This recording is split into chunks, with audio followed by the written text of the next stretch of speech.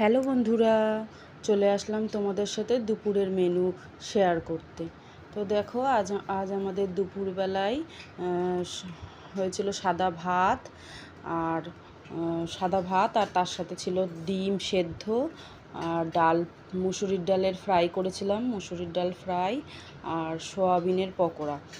তো আজকে মাছ ডিম মানে মাছ টাছ কিছু করিনি, মাছ মাংস আজকে রবিবার, তার কারণ দুদিন আগেই মাংস খাওয়া হয়েছে। এই কারণেই আজকে একটু প্লেন খাবার রাখার চেষ্টা করেছি। তো দেখো, এই যে পকোড়াটা ভেজেছি, সোয়াবিনের পকোড়া। তোমরা কে কে সোয়াবিনের পকোড়া খাও একটু জানিও তো। আমাদের বাড়িতে তো এটা খুবই পছন্দের সবার, কারণ আমারও খুব ভালো লাগে, বেশ ক্রিস্পি হয় খেতে। ওটা ডালের সাথেও চলে, পাতলা ডালের সাথে শুধু সোয়াবিন ডাল এটা খেতেও ভালো লাগে। তো আজকের মতো এইটুকু থাক, টাটা।